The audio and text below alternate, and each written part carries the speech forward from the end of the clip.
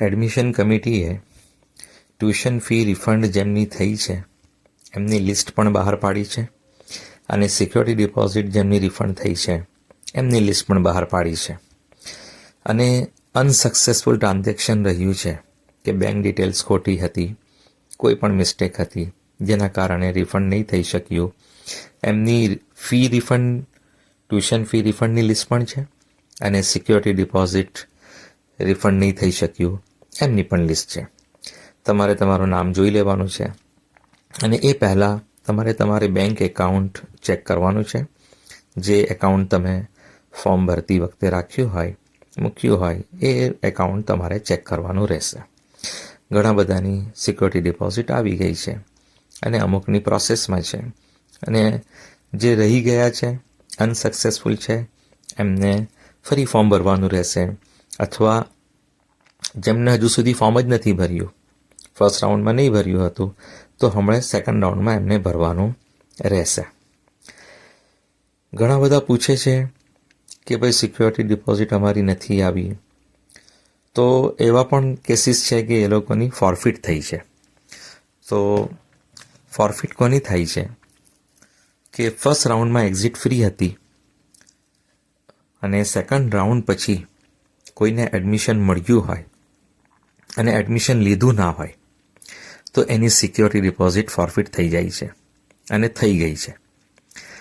એ જ રીતે એડમિશન મેળવ્યું હતું પણ સેકન્ડ રાઉન્ડ પછી કોઈ પણ રાઉન્ડમાં એમને કેન્સલ કરી દીધું તો પણ સિક્યોરિટી ડિપોઝિટ ફોરફિટ એમની થઈ ગઈ છે. એટલે આ કેસમાં તો એમને સિક્યોરિટી ડિપોઝિટ પરત નહીં મળશે.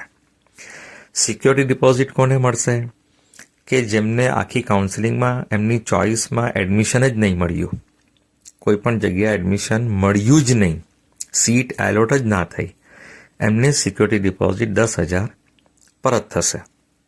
અથવા જેમને એડમિશન મળી ગયું અને એમને કન્ફર્મ કરી લીધું, એ કોલેજ જોઈન કરી લીધી, અથવા એને અપડેટ કરતા રહ્યા, અપગ્રેડ કરતા રહ્યા, એમને કેન્સલ ના કરાવ્યું, જે એડમિશન મળ્યું હતું એને અપગ્રેડ કરવાની જ કોશિશ કરી અને કેન્સલ નહીં કરાવ્યું, તો એમને સિક્યોરિટી ડિપોઝિટ પરત મળશે.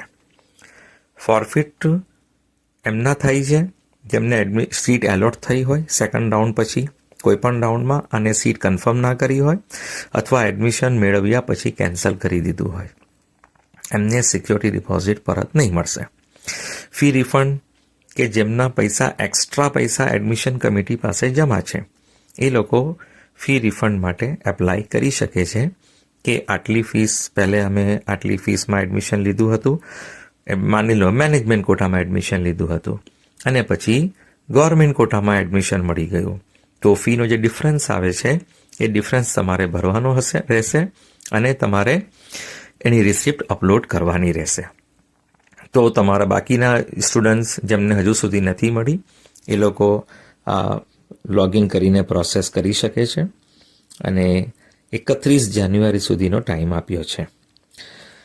તમારે બેંકની ડિટેલ બરાબર ભરવાની હોય, IFSC કોડ, MICR કોડ, જે પણ બેંકની ડિટેલ હોય એ બરાબર તમે ભરશો તો તમારી સિક્યોરિટી ડિપોઝિટ હોય કે ટ્યુશન ફી હોય એ રિફંડ થઈ જ જશે. બધાની જ થાય છે, તમારી થશે, તમારી પણ થઈ જશે.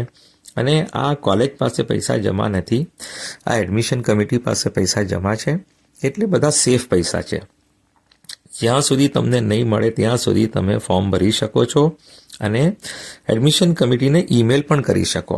કોઈ વખત એવું થાય છે કે આ ફર્સ્ટ રાઉન્ડમાં અમુક વિદ્યાર્થીઓએ ભરી હતી ડિટેલ પણ એમનો IFSC કોડ ખોટો હતો કે એકાઉન્ટ નંબર ખોટો હતો કે કોઈ પણ મિસ્ટેક કરી નાખી હતી, તો એ એડમિશન કમિટીને ઈમેલ પણ કરી શકે છે.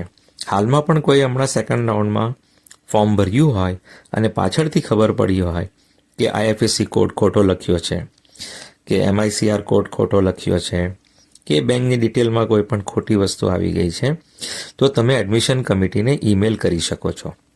યુઝર આઈડી અને પિન તમારે સાચવીને રાખવાનો હોય, તો તમે યુઝર આઈડી અને પિન સાથે તમે એડમિશન કમિટીને ઈમેલ કરો અને યુઝર આઈડી પિન તમે સ્ક્રીનશોટ એનો હોય તો તમે આ ફોર્મ ભરો ત્યારે અપલોડ પણ કરી શકો કે જેથી વેરિફિકેશનમાં ઇઝી રહે.